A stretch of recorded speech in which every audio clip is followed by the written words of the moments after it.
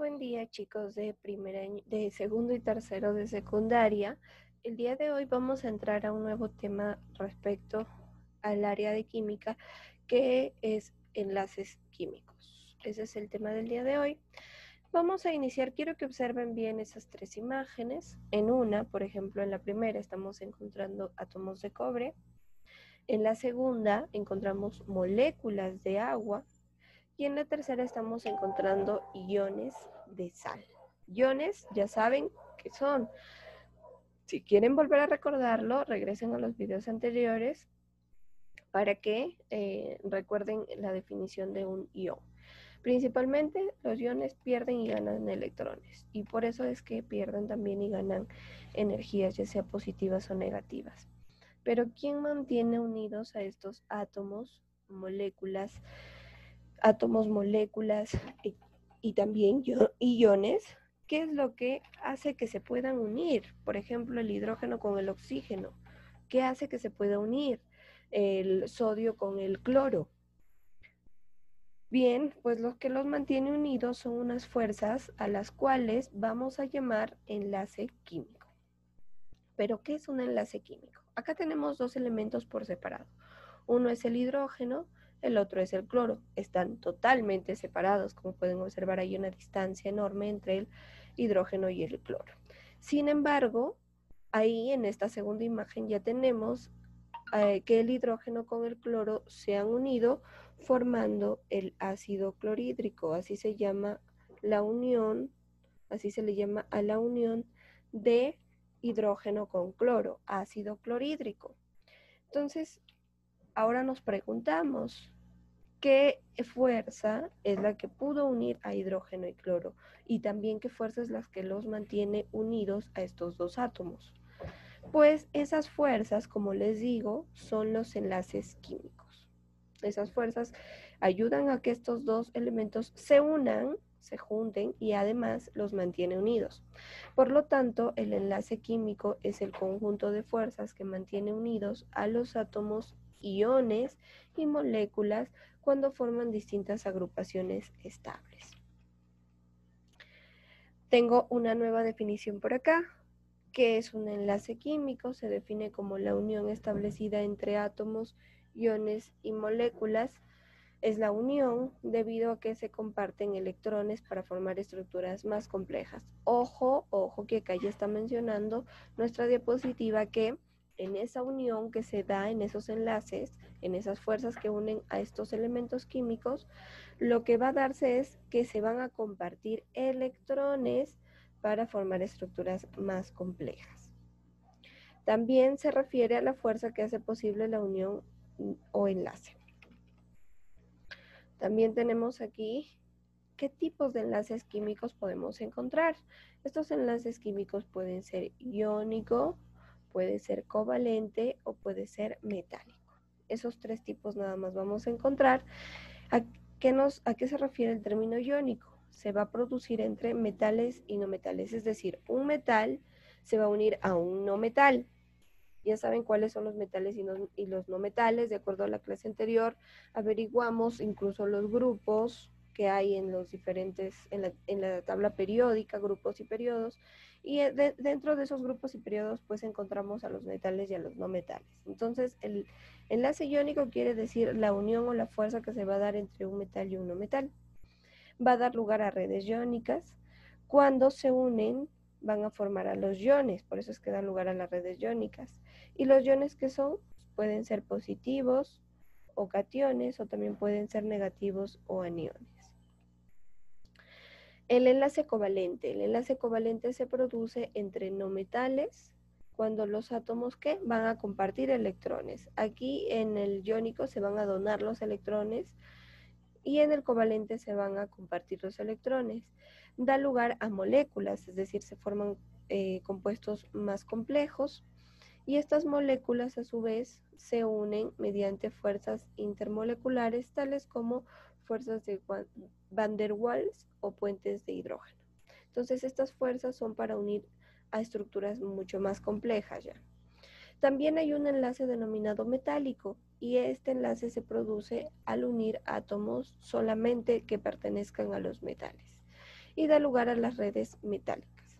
Vayamos ya viendo las diferencias que hay entre estos tipos de enlaces.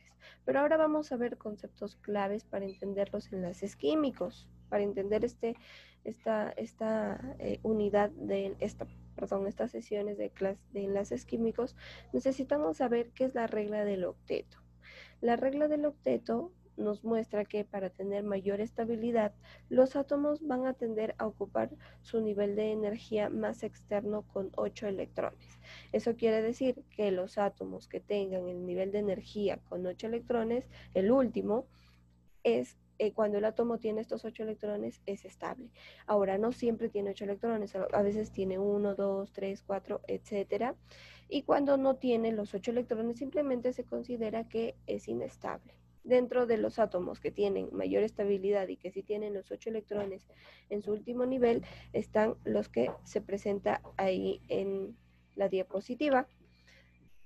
Ahora, acá tenemos un pequeño ejemplo, ¿no? Un poco didáctico, en donde, como ya les mencionaba, los elementos químicos estables son los que van a tener los 8 electrones en su último nivel.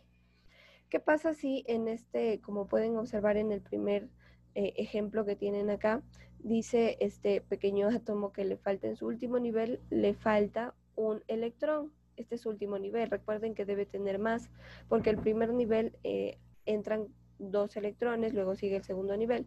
Este debe ser su segundo nivel o tercer nivel, no lo sabemos, pero en este último nivel de este electrón le falta 1 para poder ser estable, mientras que este otro átomo, si se dan cuenta, le sobra, por lo contrario, le sobra este electrón para poder ser estable. ¿Qué es lo que sucede? Hubo un intercambio, el electrón que sobraba en el segundo átomo pasó al primero y ahora ambos ya son estables. ¿Qué es la estructura de Lewis? Esos son los electrones de valencia. Los últimos de cada elemento químico representan también sus electrones de valencia o sus estados de oxidación. Y miren, pues, cómo es que se representa entonces la estructura de Lewis. Si yo les digo en ese ejemplo, se está representando la estructura de Lewis del elemento sodio, lo único entonces que se hace es graficar el electrón del último nivel de energía. Por eso es que este electrón del último nivel de energía ha pasado a ser un puntito al costado del sodio. Eso quiere decir que esta es la representación de la estructura de Lewis del sodio. Solamente se representan entonces los electrones del último nivel de energía. En todos los átomos es las representaciones del último electrón no, sino de los electrones que están en el último nivel, pues se van a denominar estructura de Lewis.